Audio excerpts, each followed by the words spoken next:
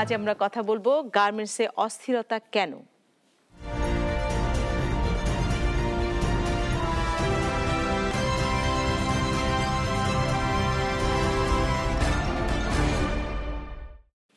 দর্শক, সাদি লুব্রিকেন্ট নিবেদিত বলা না বলায় আমাদের আজকের আলোচনার বিষয় গার্মেন্টসে অস্থিরতা কেন।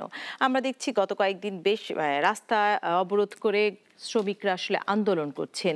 এই আন্দোলনের মাঝে কিছুটা অস্পষ্টতা আছে, কিছুটা ধোঁয়াশা রয়ে গেছে। বলছে শ্রমিকরা অনেকে আসলে যারা বক্তব্য নিয়েছেন আমাদের প্রতিবেদকরা বলতে পারছেন না কেন তারা রাস্তায় নেমেছেন। কেউ কেউ হয়তো বলতে পারছেন, মালিকরাও নানা ধরনের অভিযোগ করছেন, আবার তারা বলছেন এখানে পরিবর্তন প্রয়োজন। এই নানা ধরনের বিশেষজ্ঞরা আবার এক ধরনের মতামত দিচ্ছেন। আর এই সব কিছু নিয়ে আজ বিকেলে শ্রমভবনে বৈঠক বসেছিল এবং সেই বৈঠকে আসলে বলা হয়েছে যে 1 মাসের মধ্যে যে গ্রেডগুলোতে সমস্যা আছে, আমরা জানি 3, 4, 5, 6 এই 6টি গ্রেডে পুনর্বিবেচনা করার কথা বলা হচ্ছে। যেই বেতন স্কেল ঘোষণা করা হয়েছিল এবং নতুন বেতন স্কেলে আগামী মাসে এই মাসে তারা বেতন পাবেন। এই বেতন পাওয়ার আগেই কেন এই অস্থিরতা, সব কিছু নিয়ে আসলে 3জন অতিথি আমার সাথে উপস্থিত আছেন আজকের বলা না বলায়। তাদের সাথে কথা বলবো, তার আগে আমি আপনাদেরকে তাদের সাথে পরিচয় করে দিচ্ছি। আমার বাম দিকে আছেন অভিনব কিবরিয়া ইসলাম, সহকারী অধ্যাপক, যশোর বিজ্ঞান ও প্রযুক্তি বিশ্ববিদ্যালয়। আপনাকে স্বাগত আজকের বলা না বলায়। আছেন জলি তালুকদার, পরিচিত মুখ, সাধারণ সম্পাদক, গার্মেন্টস শ্রমিক ট্রেড ইউনিয়ন কেন্দ্র। আপনাকে স্বাগত। এবং আছেন মোশাররফ হোসেন শরীফ, ব্যবস্থাপনা পরিচালক, নুরুন নাহার নিটওয়্যার লিমিটেড। আপনাকে স্বাগত আমাদের আজকে নাগরিক টেলিভিশনের এই আলোচনায়। আমরা বলছিলাম যে কেন এই অস্থিরতা। আমরা যদি খুব এক বাক্যে দেখতে চাই যে আসলে গার্মেন্টসের সবচেয়ে বেশি কর্মী আছে 3, 4, 5 এই গ্রেডগুলোতে অপারেটর পোস্টে। সেই জায়গায় আসলে মনে হয় কিছুটা অসন্তোষ, যেটা আমরা প্রতিবেদনে দেখছিলাম, এবং আজকে সরকার একটি ঘোষণা দিয়েছে যে সবাইকে কাজে ফিরে যাওয়ার আহ্বান জানিয়েছে। কারণ এটি আসলে কারোর জন্যই কাম্য নয়। একটি কারখানা বন্ধ হয়ে গেলে আসলে শেষ পর্যন্ত শ্রমিককে সবচেয়ে বেশি ভুগতে হয়। তো সেই জায়গায় শ্রমিকরা আসলে কেউ কেউ বলছিলেন যে তারাও বুঝতে পারছেন না কেন এই আন্দোলন, অন্যের সাথে তারাও চলে এসেছেন। এরকম কয়েকটি বিষয় আছে। জলি তালুকদার, যেহেতু আপনি তাদেরই আসলে নেত্রী, আমি প্রথমে আপনার কাছেই জানতে চাই কেন এই অস্থিরতা। আসলে প্রথমত এটাকে অস্থিরতা বলবো নাকি শ্রমিকরা তার যৌক্তিক দাবির একটা যৌক্তিক বহিঃপ্রকাশ ঘটাচ্ছে, আমি এইভাবেই শুরু করবো আর কি। প্রথমত যখন হচ্ছে মজুরি গ্যাজেটটা যেন তেনভাবে প্রকাশ করা হয়, এখন মালিকরা এই যে আপনাদের যে রিপোর্টগুলো আমি দেখলাম এতক্ষণে, সেগুলোর মধ্যে কিন্তু একটা গভীর সত্যি লুকিয়ে আছে, যে ওখানে মালিকরাও বলছেন যে এখানে কিন্তু যৌক্তিকতা আছে। আর যৌক্তিকতা না থাকলে মন্ত্রণালয়ে বসেও বলতেন না যে 1 মাসের মধ্যে এই 3টা গ্রেড নিয়ে বসে সমাধান করবেন। ফলে এই অস্থিরতা এবং এটার কোনো ধোঁয়াশা সেরকম না আর কি, একটা ষড়যন্ত্রমূলক না। এখানে শ্রমিকরা বুঝছে না ব্যাপারটা এরকম না, একজন ডাকছে আরেকজন আমি চলে আসলাম, ব্যাপারটা সেরকম না। তারা যৌক্তিকভাবে জিনিসটাকে তাদের সামনে উপস্থাপন করেছে। দেখেন, এই কথাটাই যখন প্রথম গ্যাজেটটা প্রকাশ হলো, তখন আমরা গার্মেন্টস শ্রমিক ট্রেড ইউনিয়ন কেন্দ্রের পক্ষ থেকে একদম দায়িত্বশীলতার সাথে, একদম একটা দায়িত্বশীল ট্রেড ইউনিয়ন সংগঠন হিসাবে আমরা হচ্ছে শ্রম প্রতিমন্ত্রীকে বলেছিলাম এবং আমাদের সংশ্লিষ্ট প্রত্যেকটা দপ্তরকে বলেছিলাম যে আপনারা যেভাবে হুটহাট করে একটা 8,000 মজুরি ঘোষণা করে দিলেন এবং অন্যান্য গ্রেডগুলোতে আপনারা আনুপাতিক হারে বাড়ালেন না, এই জায়গাটার কিন্তু ফলাফলটা ভালো হবে না, সন্তোষজনক হবে না। এবং সেই দায়িত্ব যদি নিতে হয়, যারা এটা দায়িত্ব নিয়ে করেছিলেন তখন বিজেএমই, বিশেষ করে বিজেএমই সভাপতি যে দায়িত্ব নিয়ে যে এই কাজটা করেছিলেন, হুটহাট একটা ঘোষণা দেওয়া এবং একটা দায়িত্বশীলতার পরিচয় না দেওয়া, এই জায়গাটার ফলে কিন্তু আজকে এই ঘটনাটা ঘটেছে। ছিল জলি তালুকদার, খুবই দুঃখজনক যে মিটিংগুলোতে যখন হচ্ছে, দেখেন আজকের মিটিংটায় শ্রমিকদের প্রতিনিধি ছিল, যে মিটিংটা শ্রম প্রতিমন্ত্রী বসলেন। শ্রম প্রতিমন্ত্রী মানে কি? শ্রমিকদের মন্ত্রী তো, শুধু মালিকদের মন্ত্রী না তো। সেখানে দেখেন শ্রমিকদের জেনুইন কোনো প্রতিনিধি সেখানে ছিলেন কিনা।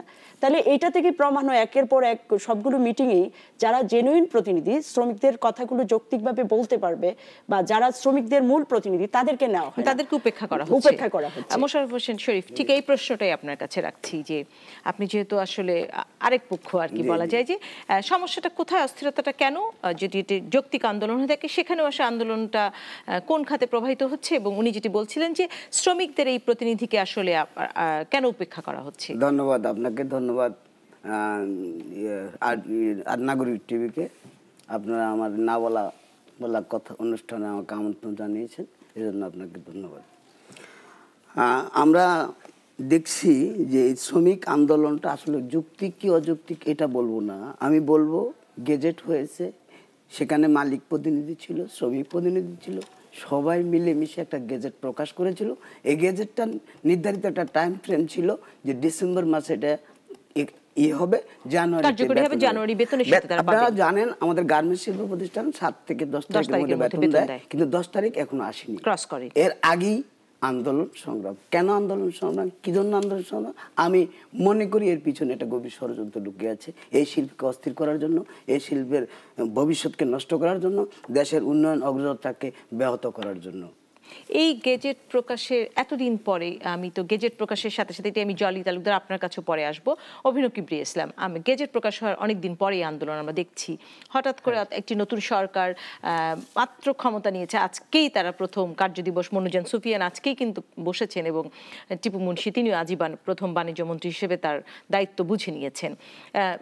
গেজেট প্রকাশের পরপর কিংবা গেজেটটি যখন তৈরি হচ্ছিল তখন কি এই দাবিগুলো তোলা যৌক্তিক ছিল কিনা, বা আসলে এখানে মূল সমস্যাটি কোথায়? এখানে মূল সমস্যা, ধন্যবাদ আপনাকে, এখানে মূল সমস্যা যেটি আমার কাছে মনে হয়েছে যে একটি মজুরি বোর্ড যখন গঠিত হয় সেখানে তো আমরা জেনে থাকি 3টি পক্ষ থাকেন।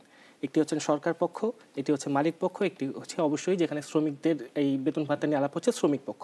কিন্তু প্র্যাকটিক্যালি আমরা যেটা দেখতে পাই মূলত একটি পক্ষই মিটিংয়ে বসে। এটা আমার ব্যক্তিগতভাবে আমার যেটা মনে হয়েছে বাইরে থেকে দেখে, কারণ শ্রমিক পক্ষ হিসাবে কারা যান? যারা সরকারের সাথে সম্পৃক্ত তারা যাচ্ছেন সেখানে এই নেগোসিয়েশনটা করতে। যাদেরকে অন্য সময় যারা আন্দোলন সংগ্রাম করছেন, জেল খাটছেন, সেরকম কোনো শ্রমিক সংগঠনের প্রতিনিধিকে আমরা সেই জায়গায় দেখি না, 1 নাম্বার। আর বাকি থাকছেন সরকার এবং মালিক পক্ষ। এবং আমরা দেখছি এটা আমাদের দুর্ভাগ্য যে দীর্ঘদিন ধরে আমাদের পার্লামেন্টে যারা আসছেন, বারবার ঘুরে ফিরে যারা আসছেন, সংখ্যাগরিষ্ঠ কিন্তু তারা ব্যবসায়ী। এবারেও গতকাল প্রথম আলোতে রিপোর্ট এসেছে 61% হচ্ছে আপনার ব্যবসায়ী। এবং গতবার আপনার পার্লামেন্টে ছিল 29 জন, তিনি সরাসরি গার্মেন্টস মালিক। সুতরাং তাদের কিন্তু কথা বলার জায়গায় বহু জায়গায় রয়েছে। এবং সরকার এবং গার্মেন্টস মালিক যারা আছেন তাদেরকে যে এখন আমরা যে একটু আলাদা করে পক্ষ হিসেবে দেখব সেরকম সুযোগটা নাই। সুতরাং শ্রমিকদের মূল যে দাবিগুলো, যেটা তারা তাদের প্রাণের দাবিগুলো, তাদের কথাগুলো, সেই কথাগুলো বলা হচ্ছিল কিনা সেটা একটা প্রশ্ন। এবং গেজেটের সময় সেটা সমাধান করার সুযোগ তাই ছিল না। এবং আমি প্রশ্ন করতে চাই যারা ওখানে উপস্থিত ছিলেন, যারা শ্রমিক প্রতিনিধি হিসেবে উপস্থিত ছিলেন, তারা কি আপনি যে কথাটা বললেন সেই যে অসঙ্গতিটা কি তারা চোখে দেখেননি? কেন সম্মত হয়েছিলেন সে সময়? কারণ আমরা বলছি যে একই পক্ষের জায়গাগুলোতে। এবং আপনি দেখেন 3 নাম্বার গ্রেডে এই ইনক্রিমেন্ট হওয়ার পর 2019 সালে ইনক্রিমেন্ট হওয়ার পর আসলে কিন্তু 44 টাকা উল্টো মজুরি কমে গেছে, এই জায়গাগুলো কমে গেছে। এবং দেখেন একটা যখন মজুরি স্কেল গঠন হয়, আমরা সরকারি যারা চাকরি করি আমাদেরও যখন বেতন বেড়েছে তখন কিন্তু আমাদের বাড়ি ভাড়া অটোমেটিকলি আমাদের বাড়িওয়ালা বের করে দিচ্ছে এবং নানা আনুষঙ্গিক নানা ধরনের খরচ কিন্তু বেড়ে যায়। এখন শ্রমিকরা যখন বেতন নিতে যে শুনছে বা দেখছে যে আমার আসলে বেতন, তার একটা আশায় বুক বেঁধেছিল, তাদের বাড়িওয়ালাও বলছে হয়তো তার বাসা ভাড়া বৃদ্ধি করতে পারবে, আনুষঙ্গিক অন্যান্য খরচ তাদের ছিল, সেই সময় যখন দেখছে তার মজুরি আসলে প্রকৃত অর্থে মূল বেতনটা তার কমে যাচ্ছে এবং বলা হচ্ছে 51% মজুরি বৃদ্ধি করা হচ্ছে, আমি তো বলবো এটা সর্বৈব মিথ্যা কথা। মূল বেতন যেটা আপনি দেখবেন 7ম গ্রেডে সেখানে বেড়েছে 36% এবং অন্যান্য গ্রেডে আরও কম 30-31%, 33% করে বেড়েছে। এবং সেই কারণে মূল বেতন যদি কমানোর পরে করার কারণে তার অন্যান্য যে ভাতাগুলো রয়েছে সেই ভাতাগুলো কিন্তু কমে যাচ্ছে, বেতনের আনুপাতিক হারে কিন্তু বেড়ে থাকে। একটু বোকাই প্রশ্ন করার জন্য অনেকক্ষণ ধরে অপেক্ষা করছি, আমি একটু বোকাই প্রশ্ন নিয়ে আসি। বোকাই, আপনি প্রশ্ন করুন। আচ্ছা কোন দেখি, কিছু হইলেই সবাই রাস্তায় নামে কেন? জলি তালুকদার, আমি আপনার কাছে বোকার প্রশ্নটা রাখবো। সেই সাথে আমি একটু বলতে চাই যেটি আপনি বলছিলেন যে, এবং অভিনব কিবরিয়া যেটি বললেন যে সেই সময় কেন আমরা এই জায়গায় আসলে প্রশ্ন তুলিনি বা কেন এটি আমরা মেনে নিয়েছিলাম, এটি যদি অযৌক্তিক হয়ে থাকে, এবং শ্রমিকদের কাছে বিষয়টা স্পষ্ট করার দায়িত্ব কি আসলে ট্রেড ইউনিয়নের থাকে কিনা? কারণ একজন শ্রমিক নাই বুঝতে পারে মূল বেতন, তার স্কেল, সে যে 5 বছর ইনক্রিমেন্ট পেয়ে আসলে এই স্কেল অলরেডি চলে এসেছে, এই জিনিসটি যদি তাদের কাছে পরিষ্কার থাকতো আজকে তাদের মনে এই ক্ষোভ, এই সঞ্চার হতো কিনা। এবং বোকায়ের প্রশ্নটি আমারও, কারণ আমি 3.5 ঘন্টা 2 কিলো রাস্তা আসার জন্য আমাকে 3.5 ঘন্টা বসে থাকতে হয়েছে। আমরা কি এখনো আসলে ট্রেড ইউনিয়নের ওই ভূমিকায় থাকবো কিনা যে কিছু হলেই আমরা রাস্তা অবরোধ করব? আমরা কি মালিকদের সাথে বসতে পারি না? এখানে কি আসলে কোথায় আমাদের গ্যাপ রয়ে গেল? প্রথম কথা হচ্ছে ঢাকা শহরের জ্যাম তো আসলে মানে কোনো ইয়ের কারণে তৈরি হওয়ার দরকার পড়ে না আর কি। ঢাকা শহরে এমনিতেই জ্যাম আছে এবং বিশ্ববিখ্যাত ঢাকা শহর জ্যাম। না, কিন্তু পুরো শহর যখন ফাঁকা তখন আমি এই অঞ্চলে কিছু কিছু ক্ষেত্রে আন্দোলনের ক্ষেত্রে যখন আসলে দেখেন আমি আপনাকে একটা প্রশ্ন করি, আপনি দেখেন 5ম 4র্থ গ্রেডে এখন শ্রমিকরা যে মজুরি পায়, জি, আবার যেটা ঘোষণা করা হয়েছে সেটা হচ্ছে মূল মজুরি 4,930 টাকা হচ্ছে মজুরি বোর্ড এখন দিতে চেয়েছে, আর যেটা এখন পায় 4,851 টাকা, মাত্র 79 টাকা বেড়েছে। আপনি নিজে যে জায়গায় আছেন সেই জায়গা থেকে কি আপনি সেটা মেনে নিতেন? এখন ঘটনাটা হচ্ছে শ্রমিকদের যে প্রতিনিধি তারা তো মালিকদের সাথে কথা বলতে পারছে না। অবন্তী গার্মেন্টসের উদাহরণ আমি দিতে চাই, যে যেটা নারায়ণগঞ্জে আন্দোলন হচ্ছে, পার্টিকুলার ওই জায়গাটা আপনি একটু খেয়াল করে দেখবেন। ওইখানে আজকে বললো যে সকালবেলা শ্রমিকরা কাজ শুরু করলে বিকালে মালিক বসবেন। বিকালে যখন বসতে গেছে আমাদের নেতৃবৃন্দ উপস্থিত ছিলেন সেখানে, আমাদের গার্মেন্টস শ্রমিক ট্রেড ইউনিয়ন কেন্দ্রের সভাপতি সাধারণ সম্পাদক সেখানে উপস্থিত ছিলেন নারায়ণগঞ্জ জেলার। যখন বসতে গেছে মালিক আসেন নাই, মালিক এখন কাজ শুরু করে দিচ্ছে শ্রমিকরা, মালিক বলতেছে আরো 15-20 দিন পরে আমরা সেটা আলোচনা করব। মালিকের বসতে অসুবিধা কোথায়? এটা একটা বড় সমস্যা। এবং আমাদের সমস্যাটা হচ্ছে মিডিয়ার মালিক তো আমাদের শ্রমিকরা না, আমাদের মিডিয়ার মালিক তো আমাদের মালিকরা। মিডিয়াতেও মানে অনেক সময় শ্রমিকদের কথাগুলো বলেন, যৌক্তিক দাবিগুলো বলেন, সেই জন্য অসংখ্য ধন্যবাদ, কিন্তু অধিকাংশ সময় শ্রমিকদের আসলে দাবিগুলো এবং সমস্যাগুলো সঠিকভাবে আমরা তুলে আনতে পারি, উপস্থাপন হয় না। দাবি এখানে মানে যে কোনো উপস্থাপন করার সুযোগ এই মঞ্চ আপনাকে দিয়েছে যে আপনি বলতে পারেন। আমি একটু দর্শক আপনার কাছে সম্ভবত প্রশ্ন করতে চাই, দর্শকের ফোনও নিয়ে আসছি। দর্শক আপনি নাম পরিচয় দিয়ে প্রশ্ন করুন। জি, নাম বলা যাবে না, নাম বললে তো আমার চাকরির সমস্যা হবে। আচ্ছা, নাম বলা ছাড়াই আপনি প্রশ্ন করুন। দর্শক আপনি প্রশ্ন করুন। তো হেল্পার খালি হেল্পারের টাকাটার কথা বারে বারে বলছে। জি, তো আমি তো একজন অপারেটর, হ্যাঁ, আমার হলো বাৎসরিক 5 বছর হয় আমি চাকরি করি, আমার বর্তমান বেসিক 4800 টাকা আছে, আর সরকারি গেজেটে দেওয়া আছে আপনার হলো 4900। আমার তো টাকা বাড়লো না। সেটাই কথা। জি, আপনার জি যে বেতনটা আপনার বাড়ছে, আমার বর্তমান 8.5 টাকা বেতনে আছে, এখন সরকারি গেজেটে পাওয়া আছে 9200 টাকা, তাহলে আমার বেতন বাড়লো কই? আমরা তো বঞ্চিত হলাম ওখান থেকে। এই বিষয়টি আসলে উনি কখন বুঝেছেন? এখন এসে বেতন যখন পাবেন এই সময় কি তিনি বুঝেছেন? এটি তো আসলে ঘোষণার সাথে সাথে বোঝার কথা। মোশাররফ হোসেন শরীফ, আমি আপনার কাছে রাখতে চাই জলি তালুকদারের একটি প্রশ্ন, যেখানে উনি শেষ করেছেন যে মালিক বিকালে আসবে বলে আরো 15 দিন পিছিয়েছেন। আমরা কিন্তু মানে আমার জানা বা দৃষ্টিতে বা আমার প্রতিবেদকরা যে রিপোর্ট করেছেন যে যেসব গার্মেন্টসে মালিক রেগুলার যাতায়াত করেন, মালিকের সাথে শ্রমিকের সম্পর্ক বা ভেদাভেদ দূরত্বটা নেই, সেখানে কিন্তু এই সমস্যাগুলো কমে যায়। এবং একজন মালিক এসে যখন আশ্বস্ত করেন তখন আসলে শ্রমিক কি রাস্তায় নামার প্রয়োজন হবে না, নামে কি না? কারণ শ্রমিকের কথা লেজ ধরে বলছি, যেটা হলো আমরা যদি 29শে নভেম্বর যে গেজেট আমাদের প্রকাশ হয়েছে, আমরা সেই সময় থেকে যদি এটাকে বিচার বিশ্লেষণ করতাম তাহলে তো আমরা একটা মাস সময় পেতাম, আমাদের এই আন্দোলনের কথা হতো না। তখন শ্রমিক প্রতিনিধি ছিল, মালিক প্রতিনিধি ছিল, আমরা তো এই কথাগুলো আলাপ করতে পারতাম, আলাপ করে একটা সমস্যার সমাধানের জায়গায় যেতে পারতাম। কেন আমরা বেতন না পাওয়ার আগেই কেন আন্দোলনে নেমে পড়লাম? বেতন পাওয়ার পরে কম পাচ্ছি কি বেশি পাচ্ছি সেটা তো আমরা এখনো অনুধাবন করতে পারছি না, এখনো বুঝতে পারতেছি না। আমরা আন্দোলনে নেমে গেলাম, আমরা তো অপেক্ষা করতে পারতাম, দেখতে পারতাম সরকার ঘোষিত গেজেট আমাদের বাস্তবায়ন হচ্ছে কিনা, ওই পরিমাণ আমরা টাকা পাচ্ছি কিনা। হ্যাঁ, আপনি বলছেন মালিক শ্রমিকদের সঙ্গে সম্পর্ক থাকলে এই ঘটনাগুলি ঘটে না। আমি তো একজন মালিক, আমি তো সকাল থেকে রাত পর্যন্ত কিন্তু আমি সাফার হচ্ছি পাশের জনের জন্য, আমি সাফার হচ্ছি অন্য একজনের জন্য, অন্য একটা গার্মেন্টসের শ্রমিক এসে আমার গার্মেন্টসে প্রমাণিত যে মালিক এবং শ্রমিকের সম্পর্ক ভালো হবে, মালিক ওই জায়গায় আসলে সমস্যা কম তৈরি হয়। অভিনব কিবরিয়া ইসলাম, আপনার কাছে প্রশ্ন রেখেছিলাম যে এই গেজেট প্রকাশের এতদিন পরে কেন আন্দোলন, এবং আন্দোলনের সর্বশেষ ফলাফল আমরা সবসময় যা দেখে থাকি, গার্মেন্টসটি বন্ধ হয়ে যায়, শ্রমিক বেকার হয়ে যায়, উৎপাদন কমে যায়, এবং যেই অর্ডারটি থাকে সময় মতো সেই অর্ডারটি মালিক প্লেস করতে পারে না। সবগুলো মিলে আসলে লোকসান ছাড়া আর কিছু আমরা শেষে পাই কিনা, এটি আসলে আমার প্রশ্ন। এখন প্রথমে যে বোকাই যে প্রশ্নটি করেছিল সেখান থেকে আসার চেষ্টা করি যে আন্দোলন মানে কি অবরোধ, আন্দোলন মানে কি রাস্তায় নেমে আসা। এখন আপনি যখন একটা নিয়মতান্ত্রিক আন্দোলনের উপায়টাকে রুদ্ধ করবেন, যখন সত্যিকার অর্থে তার প্রতিনিধি সে কোথাও পাবে না বলার মতো করে, যে কথাটা আমি এর আগে ব্যাখ্যা করলাম, মজুরি বোর্ডের সেই সময়টাতে ব্যাখ্যা করলাম, আপনি ট্রেড ইউনিয়ন অধিকার খর্ব করেছেন। আমার বাসা যেখানে, তার পাশেই ছিল মালিবাগে আশিয়ানা গার্মেন্টস, সেখানে যে শ্রমিকদের একটা ঘটনায় মামলায় জলি তালুকদার সহ অনেককে জেলে যেতে হলো।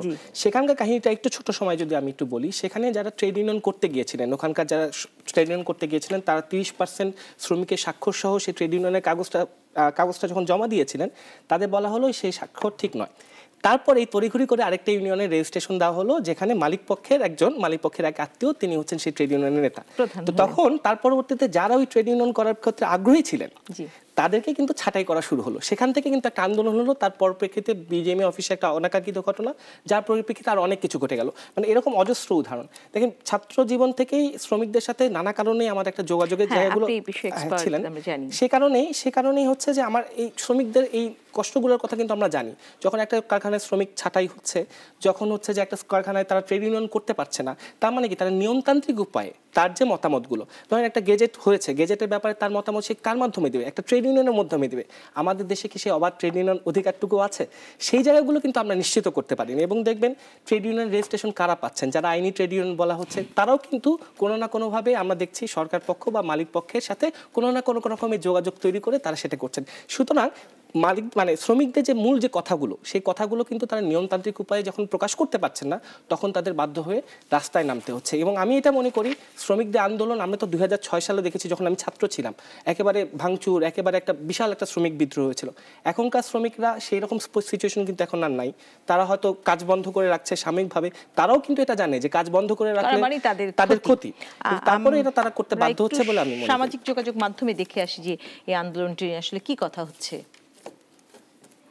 শামিমুল বলছেন, মধ্যভোগীদের উস্কানিতে গার্মেন্টস শ্রমিকরা অস্বাভাবিক মজুরি চাইছে। শত শত গার্মেন্টস বন্ধ, সর্বনিম্ন 8,000 টাকা কম কিসে, অন্যদের কত? ইয়াকুব আলী ভুইয়া বলছেন, গার্মেন্টস শ্রমিক হিসেবে বলছি, জ্বালাও পোড়াও ভাঙচুর অবরোধ না করে যদি না পোষায় কর্মবিরতিতে যান। এবং প্রিন্স মাহমুদ বলছেন, অধিকাংশ গার্মেন্টসের মালিকগুলি এমন কেন? কোটি কোটি টাকা মুনাফা করে শ্রমিকদের বেতনটাই ঠিক মতো দেয় না। জলি তালুকদার, আবার আপনার কাছে আসছি এবং আপনি বলতে চাইছিলেন যে আসলে আপনাদের কথা বলার জায়গা থাকে না। আমি মনে করি যে আজকের বলা না বলা মঞ্চ আপনার মন খুলে কথা বলার জায়গা করে দিয়েছে। আপনি বলুন। এবং আমরা কিন্তু দু ধরনের কথা দেখছিলাম, যে কর্মবিরতিতে যেতে পারি আমরা, কিন্তু আমরা জ্বালাও পোড়া বা আন্দোলনে আমরা নাই বা গেলাম। সেই জন্য ধন্যবাদ বলা না বলায় কথা বলার সুযোগ, এবং মন খুলেই বলতে চাই আর কি। তো সেই জায়গায় হচ্ছে দেখেন দুই ধরনের মতামত এসেছে, অথচ আপনি জানেন সেখানে অলরেডি কিছু শ্রমিক মানে রাবার বুলেটে হয়ে হচ্ছে হসপিটালাইজড, এবং কিছু শ্রমিক হচ্ছে বুলেট ছোড়া হয়েছে, তারপরে ছড়া হয়ে গেছে বলে হসপিটালাইজড। এগুলো তো সত্যি একই সাথে। এই যে নিরীহ শ্রমিক একটা গ্রাম থেকে আসে, চেহারাগুলো দেখেন না কত নিরীহ। এই যে মালিক সাহেবরা সবসময় ষড়যন্ত্র ওনাদের পিছনে খুঁজেন, না খুঁজে ওনাদের ক্ষুধার যন্ত্রণাটা তো বোঝা উচিত। যে শ্রমিক বাংলাদেশে তো একটা মাত্র গার্মেন্টস ফ্যাক্টরি ছিল, সেখানে প্রায় 5,000-এর উপরে গার্মেন্টস ফ্যাক্টরি হয়েছে। সেটা কোথায় থেকে হয়েছে? শ্রমিকরা বাংলাদেশের সস্তা শ্রম পৃথিবীর বিখ্যাত, এবং একটা তীব্র শোষণ বাংলাদেশে কিন্তু মালিকরাও এগিয়ে এসেছে এই গার্মেন্টস শিল্পে, তারা অফকোর্স কিন্তু ইনভেস্ট করেছে, রিস্ক নিয়েছে, গার্মেন্টস বন্ধ হয়ে গেছে। সিম্পল উদাহরণ দেই, একটা তুলার উপরে শ্রমিকের হাত না লাগলে সুতা হবে না, সুতার উপরে শ্রমিকের হাত না লাগলে কাপড় হবে না। ফলে সেই শ্রমিককে কখনো কি তার কাজের বকরা দেওয়া হয়? তাকে কোনো রকম ন্যূনতম বেঁচে থাকার জায়গাটাটুকু দেওয়া হয় না। আপনি আমাকে বলেন, আমি সিম্পলি জিজ্ঞেস করি, আপনাকে জিজ্ঞেস করি, যেহেতু আমাকে বলেছেন প্রাণ খুলে কথা বলার জন্য, প্রাণ খুলে একটা জিজ্ঞেস করি, 8,000 টাকায় আপনি চলতে পারবেন ঢাকা শহরে? মানে 4 জনের একটা পরিবার যদি হয়, 8,000 টাকায় চলে আদৌ? চলে না। কিন্তু 8,000 টাকায় বোধহয় আপনার মোবাইল বিলও হবে না। তাহলে দেখেন একটা শ্রমিক সেই জায়গায় দেখেন সে 8,000 টাকায় কিভাবে হচ্ছে। এটি আসলে ডিপেন্ড করে, দর্শক ফোন নিচ্ছি, যে মানুষের জীবনমান স্তরে স্তরে চেঞ্জ হয়। এক একজনের জীবন মান বা খরচ আসলে এক এক ইয়েতে। দর্শক, আপনি নাম পরিচয় দিয়ে প্রশ্ন করুন। আসসালামু আলাইকুম। ওয়ালাইকুম আসসালাম। আমি আলিম বলছিলাম, আমি সাভার ইপিজেডের একজন শ্রমিক। জি। আমার প্রশ্নটি হচ্ছে যে আমি এখানে 4 বছর ধরে কর্মরত আছি। জি। কিন্তু নতুন মজুরি বোর্ড করছে যে সর্বনিম্ন 8,000 টাকা, কিন্তু আমরা 4 বছর ধরে কাজ করতেছি। আমরা 4 বছর ধরে আমাদের বেসিক বেতন আছে 5,600 টাকা, কিন্তু আমাদের 1 টাকাও এই বেসিক বেতনে 1 টাকা বাড়ানো হয়নি। এবং নতুন যারা হেল্পার 8,000 টাকা মজুরি করা হয়েছে, ওদের বেসিক করা হয়েছে 4,500 টাকা। কিন্তু যারা গত ডিসেম্বরে জয়েন করেছে, এই ডিসেম্বরে 1 বছর পূর্ণ হয়েছে, তাদের বেসিক হয়ে গেছে 5,100 টাকা। কিন্তু আমাদের লাভ হলো কি? আমরা 4 বছর ধরে কাজ করতেছি, আমাদের লাভ হলো কি? আমার প্রশ্ন হলো এটাই। ধন্যবাদ। এরপরে যিনি আছেন, নাম পরিচয় দিয়ে প্রশ্ন করুন। জি ম্যাডাম, আমি রাশেদুজ্জামান বলছিলাম। জি ম্যাডাম, আমার প্রশ্নটা হচ্ছে যে আমরা যে কোনো আন্দোলন দেখলেই আমরা বলি যে তৃতীয় পক্ষ, সেই তৃতীয় পক্ষ বলে আমরা কি আন্দোলনটাকে অন্য রূপ দিতে চাই না, বা আমাদের ন্যায্য দাবিগুলোকে আমরা এড়িয়ে যেতে চাই না? এ ব্যাপারে আপনি কি বলবেন? জি, ধন্যবাদ। আমরা আসলে তৃতীয় পক্ষ বলতে চাচ্ছি না, আমরা কারণ খুঁজতে চাইছিলাম দর্শক, যে আসলে আমরা কিন্তু কারণে আমরা বলেছি কেন এই অস্থিরতা, আমরা আসলে সমাধানের পথে যেতে চাই। আমরা আসলে সমস্যার কথা বলতে বলতে সমাধানটা আমার আর আপনার হাতে, কারণ সমাধান আসলে বাইরের কেউ এসে দিবে না। তৃতীয় পক্ষ সমস্যা তৈরি করলেও তিনি সমাধান দিবেন না, সমাধান মালিক শ্রমিক সম্মিলিতভাবেই তৈরি হবে। মোশাররফ হোসেন শরীফ, দর্শক যে প্রশ্ন রেখেছে আপনার কাছে যেতে চাই, এটি আসলে যিনি দীর্ঘদিন কাজ করেন আর নতুন বেতন স্কেল ঘোষণা হলে আসলে যিনি নতুন জয়েন করেন তিনি বেশি লাভবান, এটি আসলে সবসময় নিয়মের মধ্যে পড়ে যায়। আমরা ব্যতিক্রম করতে চাই না, আমরা চাই যারা সিনিয়র তাদেরকে টাকা দিতে, কিন্তু আমরা যখন মজুরি বোর্ডের একটা নির্ধারিত ফরম্যাট থাকে, আমি এর বাইরে যেতে পারি না, আমি আমার শ্রমিক 5 বছর কাজ করে তাকে আমি বেশি বেতনই দিতে চাই, কিন্তু যখন ফ্রেম বেঁধে যায় ওর থেকে বাইরে যেতে চাই না, কেউই বেশি টাকা দিচ্ছে না। আমি জলিতাকদার কথা থেকে আসছি, উনি বলছেন যে উনি শ্রমিকদের দুঃখ দুর্দশা কেউ দেখান নাই, ওনারা গার্মেন্টস মালিকদের দুঃখ দুর্দশা দেখেন না। আমরা যখন কমপ্লায়েন্স ইস্যুতে, অন্য ইস্যুতে হাজার হাজার লাখ লাখ টাকা খরচ করে গার্মেন্টসকে কমপ্লায়েন্সের ইস্যুতে বানিয়ে ফেলি, আমাদের ক্রেতা তো আমাদেরকে টাকা দেয় না, ওনারা সাধারণত আমাদের তো টাকা দেয় না। আমরা গত বছর যেই প্রাইজে এক্সপোর্ট করছি তারা বলে যে এই প্রাইজে এক্সপোর্ট করো, ওদিকে মানে তারা তো অন্যরকম পরিবেশ চায়, অন্যরকম কিছু চায়। আমরা তো ইনভেস্ট করি, কিন্তু আমরা তো সেই দুঃখ তো আমার শ্রমিক ভাইরা আমাদের দিকে তাকাতে হবে। পরস্পরের সম্পর্ক বিল্ড আপ না হলে আমরাই বা কিভাবে তাদেরকে বেতন দিব, আর আমরাই বা কিভাবে সার্ভাইভ করবো? আমরা তো সার্ভাইভ করতে পারতেছি না, আমার ক্রেতারা তো আমাকে টাকা দিচ্ছে না, আমাকে মূল্য বাড়িয়ে দিচ্ছে না। $1.5 তো $1.5 করে দিচ্ছে। কিন্তু এই যে কষ্ট, এই যে আমাদেরও তো একটা কষ্ট আছে, আমরা কোটি কোটি টাকা ইনভেস্ট করে আমরা আজকে নুন আনতে পান্তা পড়ায়। আপনি জানেন 1400 গার্মেন্টস বন্ধ হয়ে গেছে, আরো 1400 গার্মেন্টস বন্ধ হওয়ার উপক্রম হচ্ছে। এই জানুয়ারি মাসে বেতন দেওয়ার পর আপনি দেখুন, আপনার কাছে আমি প্রশ্ন রাখতে চাই, আপনি দেখবেন কত গার্মেন্টস ঝরে পড়ে যাচ্ছে। আমরা আসলে সেই দিকে যেতে চাই না, আমরা সেই ভবিষ্যতে জি জলিতা আপনি যুক্ত করতে চান? প্রথমত হচ্ছে দুঃখ বুঝি ভাইয়ের, 1400 গার্মেন্টস বন্ধ হয়েছে, নতুন অনেক বড় গার্মেন্টস খুলছে। এই এক পক্ষে বলা হয় যে গার্মেন্টস বন্ধ হয়ে গেছে, এটা একটা প্রপাগান্ডার মতো চালানো হয়, সবাই আতঙ্ক থাকবে, কারণ আতঙ্ক দিয়ে রাষ্ট্র চালানোর একটা প্রক্রিয়া শুরু হয়েছে এখন। আমি একটু বলি, নির্বাচনের আগে আপনারা জানেন একটা প্রণোদনা দেওয়া হয়েছে ইয়েদেরকে, যে উৎসে কর মালিকদেরকে কমিয়ে দেওয়া হয়েছে, একদম 2-3 মাসের মাথায় আবার হচ্ছে নির্বাচন শেষ হওয়ার সাথে সাথে মালিকদের 3 দিন আগে আবার উৎসে কর কমিয়ে দেওয়া হয়েছে, কর্পোরেট কর কমিয়ে দেওয়া হয়েছে। গার্মেন্টস মালিকদের যেসব সুবিধা এখানে পাওয়া যাচ্ছে, কতগুলো অসুবিধা আছে, সেগুলো আমরা সমাধান করতে চাই। আমরা মানে ব্যাকওয়ার্ড লিঙ্কেজ যেটা, সেই শিল্পটা তৈরি হোক, সেইটা আমরা চাই।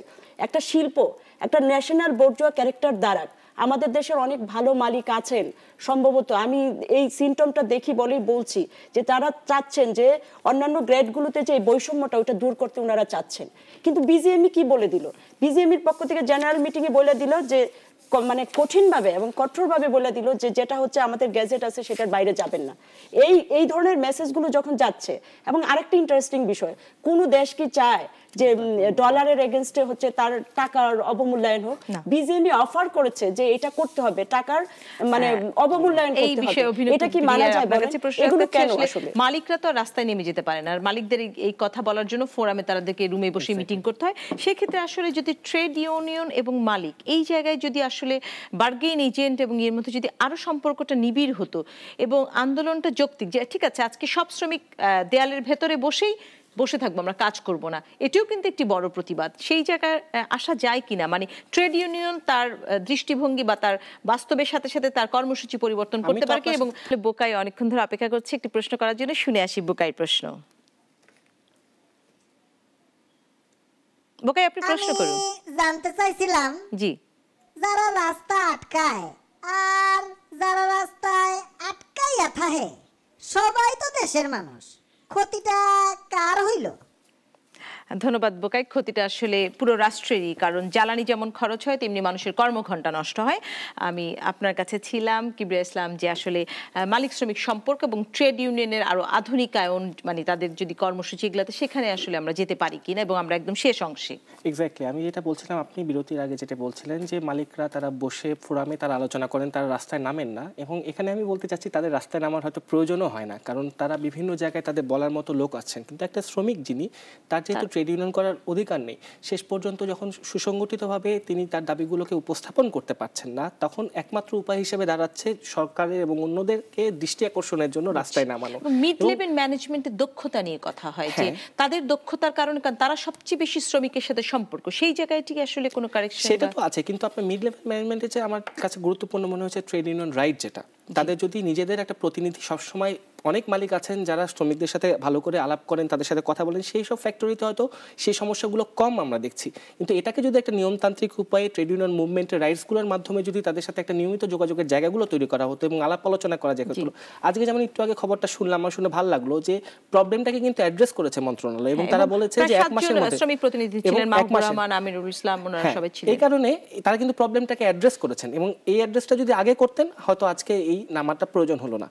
এবং সেটা দ্বারা কিন্তু আবার শ্রমিকরা মনে করতে পারেন যে রাস্তায় নেমেছি বলেই হয়তো তারা বসেছেন। তাহলে দেখেন ব্যাপারটা কি কোন জায়গায় চলে আসছে, দায়িত্বটা তাহলে কোথায় যাচ্ছে? না সেটাই, মানে বুকায়ের প্রশ্নের উত্তরও আমি 2টা দিতে চাই। আমাদের 71 সালে রাস্তায় নামতে হয়েছিল, আমাদের স্বৈরাচার বিরোধী আন্দোলনের সময় নামতে হয়েছিল, আমাদের রাস্তায় নামতে হয় কখনো কখনো, ফলে একটা বিরাট গুণগত পরিবর্তন হয়। ফলে অনেক সময় একটা ইতিহাস, মানে খারাপ ইতিহাসকে পরিবর্তন করে একটা ভালো জায়গায় দেশকে নিয়ে যায় রাস্তা নামার ফলে।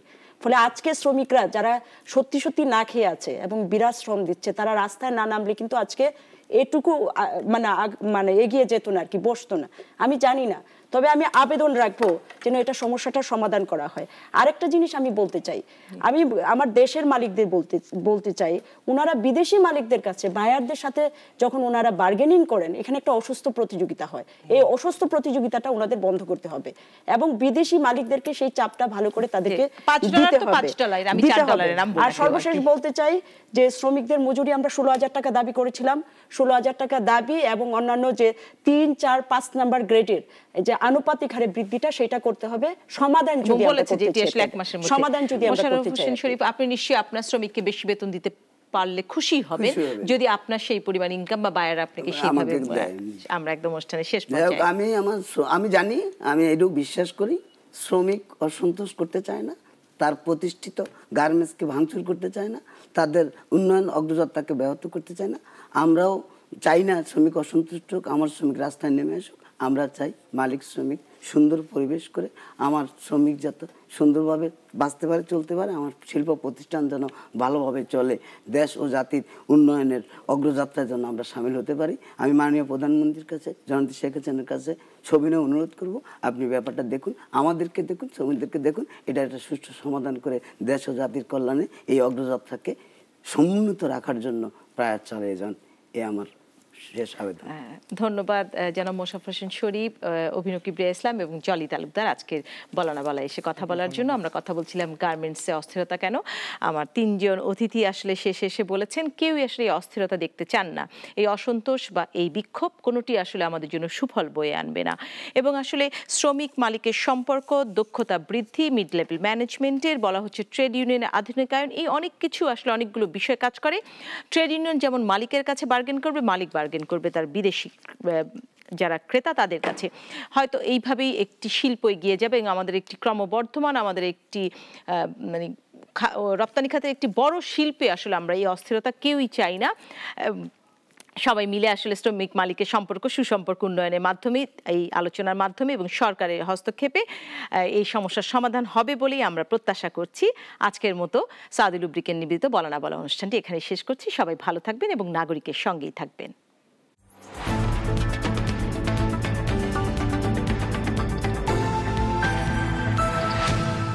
নতুন নতুন ভিডিও পেতে নাগরিকের ইউটিউব চ্যানেলটি সাবস্ক্রাইব করুন এবং পাশে থাকা বেল আইকনটি চাপুন।